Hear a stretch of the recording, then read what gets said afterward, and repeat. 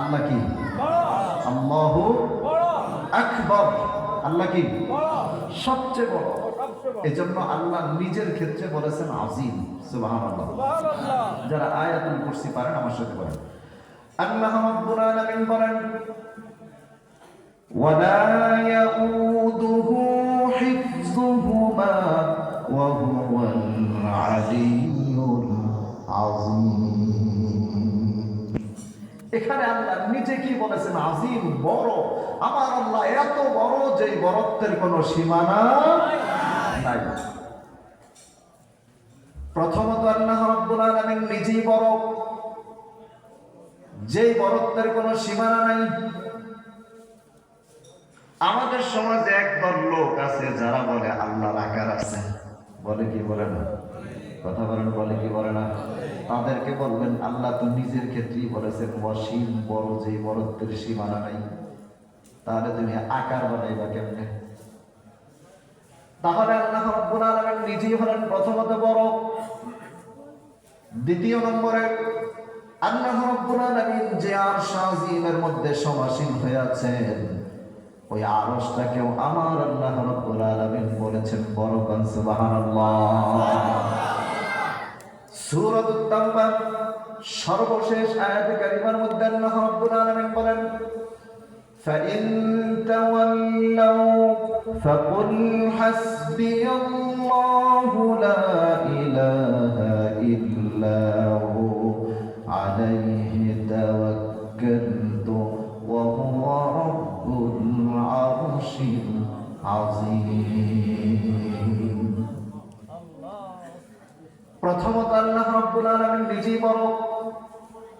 দ্বিতীয় নম্বরে যে আরশ আজিমের মধ্যে আমার আল্লাহ রাব্বুল আলামিন সমাসীন হয়ে আছেন, ইস্তেওয়া হয়ে আছেন, ওই আরশটাকেও আমার আল্লাহ বলেছেন আজিম। তার মানে এক নম্বরে বড় কে? আল্লাহ। দ্বিতীয় নম্বরে বড় কি? আরশ। মনে থাকবে তো? তৃতীয় নম্বরে আল্লাহ রাব্বুল আলামিন আপনার আমার জন্য যেই পয়গম্বর প্রেরণ করেছেন, যার উম্মত আল্লাহ তাআলা আমাদেরকে বানিয়েছেন, আমরা যার উম্মত হয়ে ধন্য হয়েছি। ঠিক কিনা কর? বিনা দরখাস্তে তার উম্মতি পেয়েছি।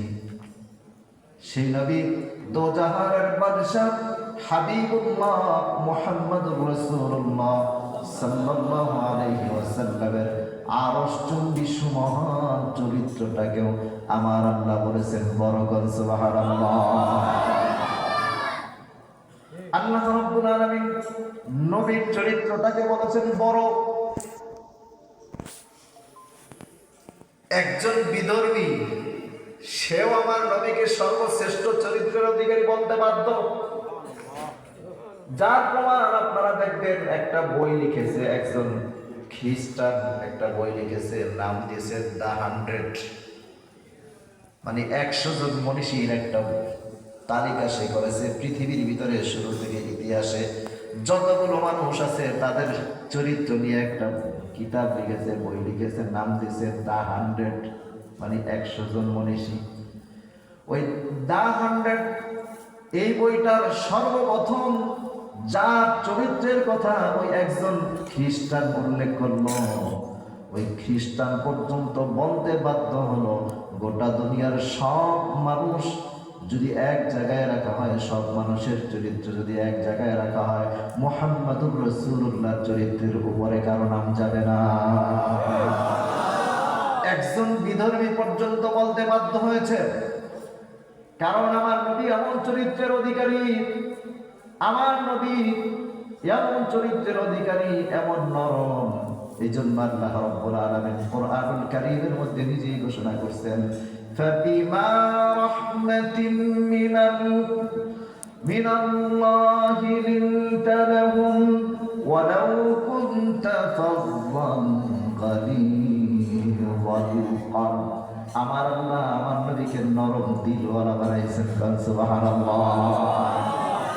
আমার নবীর চরিত্র সম্পর্কে আল্লাহ নিজে সার্টিফিকেট দিয়েছেন। আল্লাহ রাব্বুল আলামিন বলেন কুরআনুল কারীমের মধ্যে, আমার আল্লাহ রাব্বুল আলামিন ইরশাদ করতেছেন, লাকাদ কানা লাকুম ফি রাসূলিল্লাহি হাসানাতুন লিমান কানা ইয়ারজুল্লাহ ওয়াল ইয়াওমাল আখির ওয়া যাকারাল্লাহা কাসীরা। কে দিয়েছেন সনদ?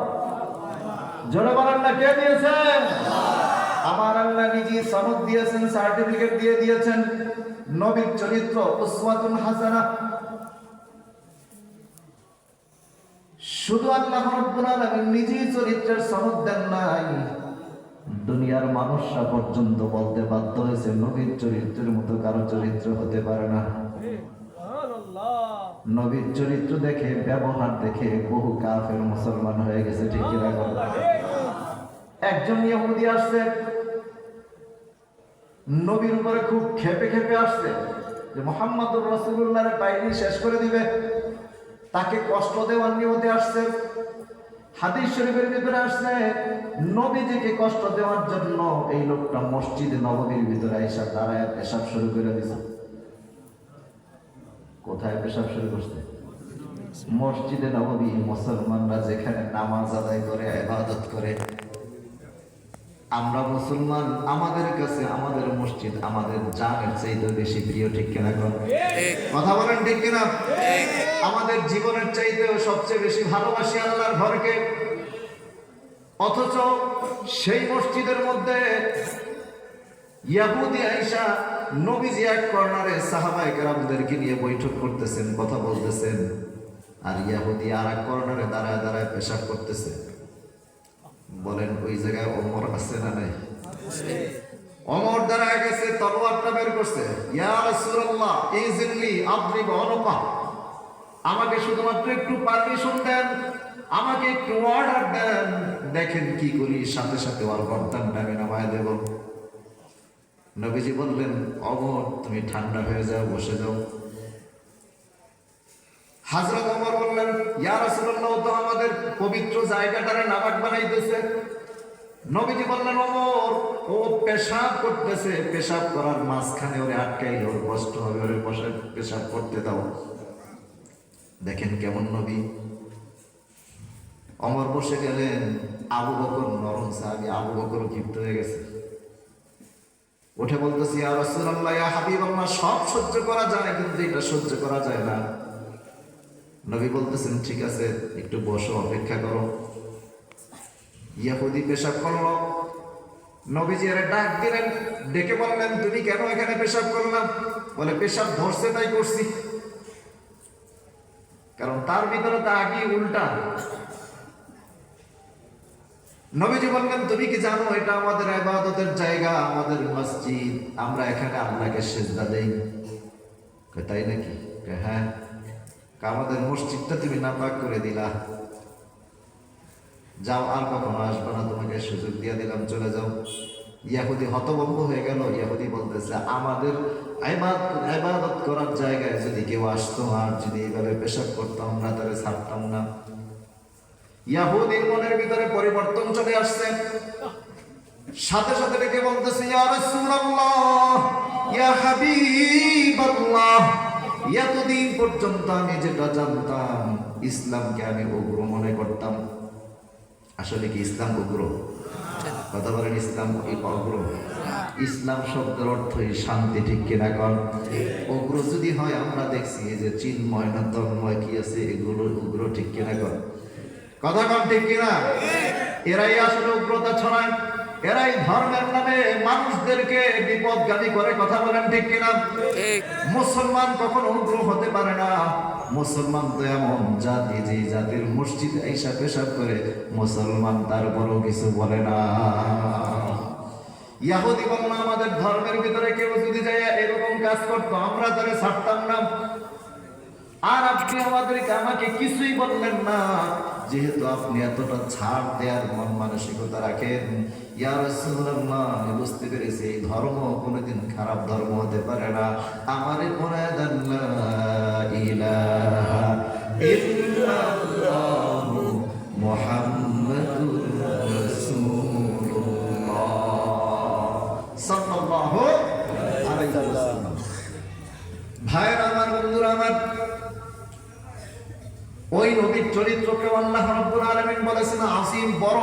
কি বলেছেন? তাহলে এক নম্বরে বড়কে আরো জোরে বলতে হবে কে? আরো চিল্লায় বলেন কে?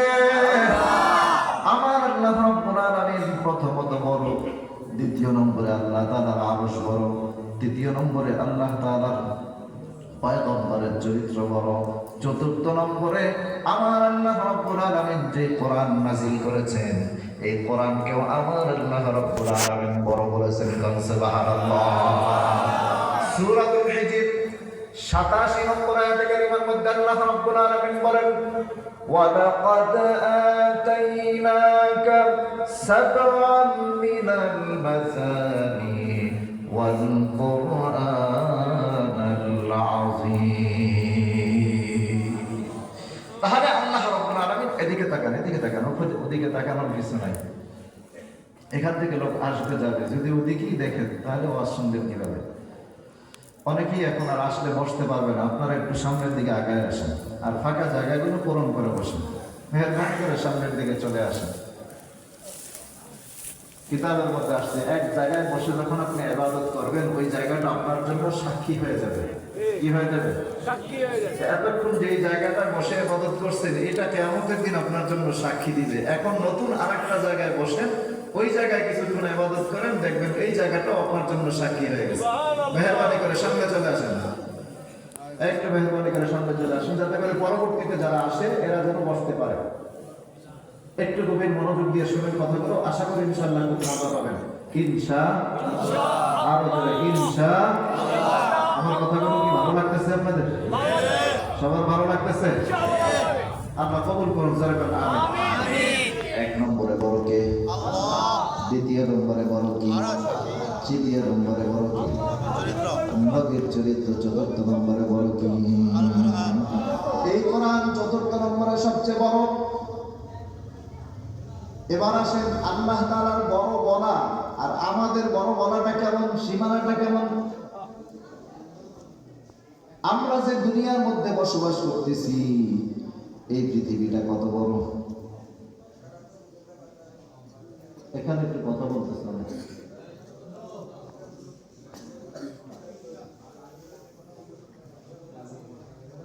মাশাআল্লাহ, এরপরও চলতেছে।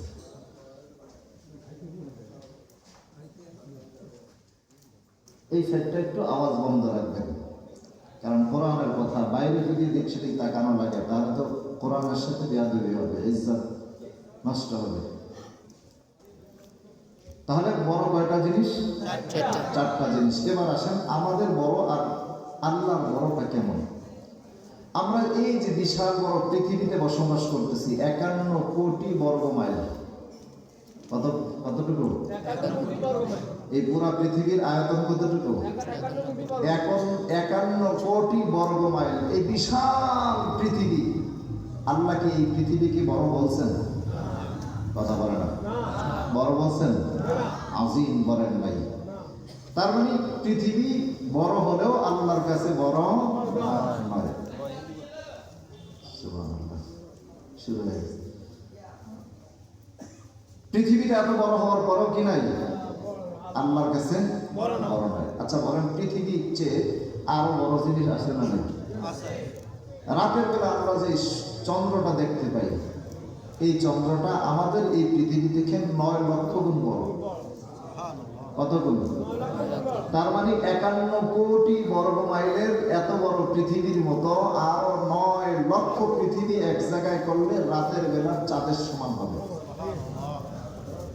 সুবহানাল্লাহ করবেন না? দিনের বেলা আমরা যে সূর্যটা দেখতে পাই, এই সূর্যটা আমাদের এই 51 কোটি বর্গ মাইলের পৃথিবীর মতো 13 লক্ষ পৃথিবী যদি এক জায়গায় রাখা হয় দিনের বেলা সূর্যটার সমান হবে।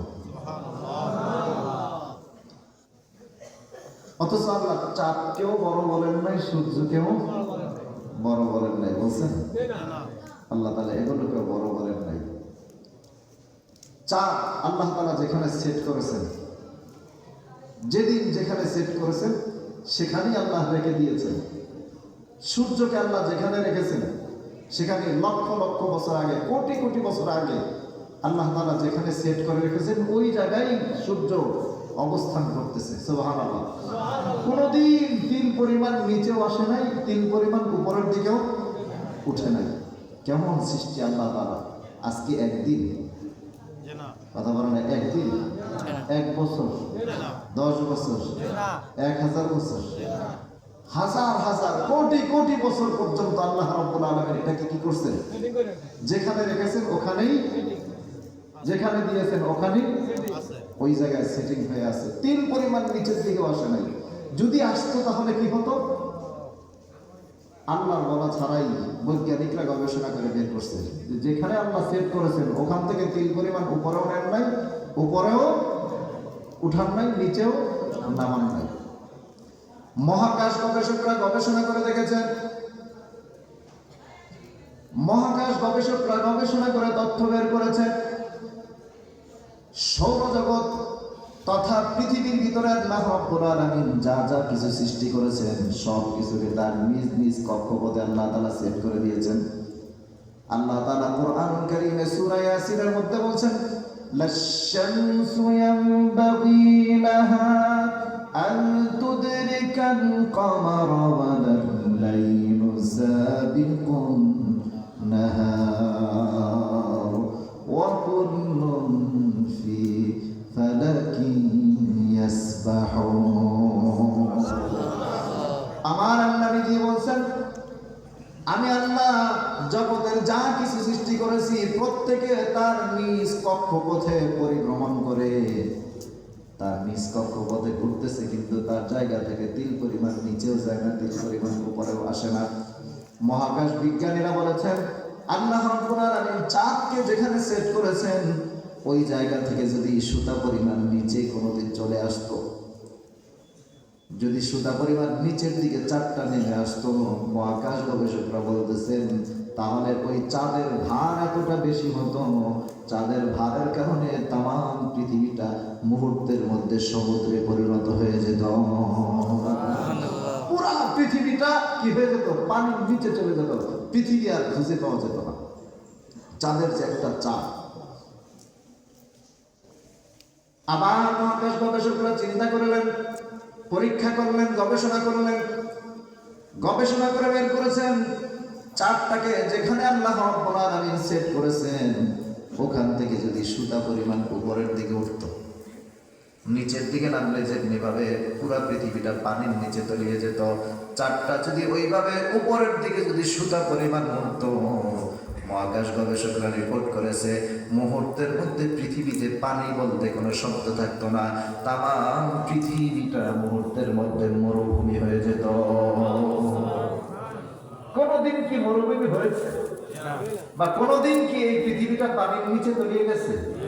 যায় না। তার মানে যেখানে সেট করেছেন ওখানেই আছে। আবার দিনের বেলা সূর্যটা আল্লাহ রাব্বুল আলামিন যেখানে সেট করেছেন, মহাকাশ বিজ্ঞানীরা বলছেন ওখান থেকে যদি চুল পরিমাণ নিচের দিকে আসতো, সুতা পরিমাণ নিচের দিকে যদি এটা আসতো, মুহূর্তের মধ্যে আমাদের পুরা পৃথিবীটা একেবারে পুড়ে ছারখার হয়ে যেত, জলে পড়ে যেত। ঠিক এই জায়গা থেকে চাঁদটাকে, সূর্যটাকে যদি তিল পরিমাণ উপরের দিকে উঠানো হতো, সূর্যটা উপরে ওঠার সাথে সাথে এই পৃথিবীটা মুহূর্তের মধ্যে বরফের তলে চলে যেত। তার মানে আল্লাহ রাব্বুল আলামিন যেখানে যেটাকে সেট করেছেন ওখানেই ওইটা আছে। আল্লাহ তাআলা বলেন এই পৃথিবীটা, এই গোটা বিশ্ব জগৎটাকে আল্লাহ কেমনে করে বানালেন? সব কিছু এক জায়গায় জমাট বাঁধা ছিল। কি করা ছিল? জমাট বাঁধা ছিল। 7 আসমান 7 জমিন সব কিছু এক জায়গায় ছিল। আল্লাহ তাআলা মহা বিস্ফোরণের মাধ্যমে পুরো পৃথিবীটাকে যার যার জায়গায় সেট করেছে। এটা বিজ্ঞান বের করছে, খুঁজে খুঁজে গবেষণা করে বের করছে, রিপোর্ট পেশ করছে যে এটা সব কিছু ছিল এক জায়গায় একত্রিত হওয়া। হঠাৎ করে বাস্টিং হয়েছে, বাস্ট হয়ে পুরো পৃথিবীর যে কোনো জায়গায় যা যা যা আছে সব সব জায়গায় সেট হয়ে গেছে। ওরা যদিও এটা বলছে, কিন্তু আল্লাহ ১,৫০০ বছর আগে কোরআনে সেটা বলে দিয়েছেন। সুবহানাল্লাহ। আরো জোরে বল সুবহানাল্লাহ। আল্লাহ রাব্বুল আলামিন বলেন, আওয়ালাম ইয়ারাল্লাযীনা কাফারু السماوات والأرض كانتا رتقا ففتقناهما আল্লাহ তাআলা ১,৫০০ বছর আগে কোরআনে সেটা নাযিল করে দিয়েছেন। তো আমার বলার উদ্দেশ্য হলো চাঁদ ৯ লক্ষ গুণ বড়, কিন্তু আল্লাহ চাঁদকে বড় বলেন নাই। সূর্যটা ১৩ লক্ষ পৃথিবীর সমান, কিন্তু আল্লাহ সূর্যকে বড় বলেন নাই। সৌরজগতের ভিতরে এরকম বড় বড় আরো অনেক গ্রহ আছে না নেই? আছে। সূর্য, চন্দ্র, নেপচুন, প্লুটো, ইউরেনাস, বুধ, বৃহস্পতি, মঙ্গল গ্রহ, এইরকম অনেকগুলো গ্রহ। এই সবগুলো গ্রহর ভিতরে সৌরজগৎ, সবগুলো মিলে হয়েছে সৌরজগৎ। সৌরজগতের বাইরে আরো অনেক বড় বড় তারকা আছে। আমরা রাত্রিবেলা চাঁদের দিকে তাকাইলে দেখি কিনা? যেমন সকালবেলা সূর্য যখন ওঠে, ডান পাশে একটা তারকা দেখবেন, এটার নাম শুকতারা। কি তারা? শুকতারা। দেখবেন সূর্যের ডান পাশে আছে না নেই? আবার সন্ধ্যার সময় দেখবেন চাঁদ যখন উঠে, সূর্য যখন ডুবে যায়, এটার আবার ডান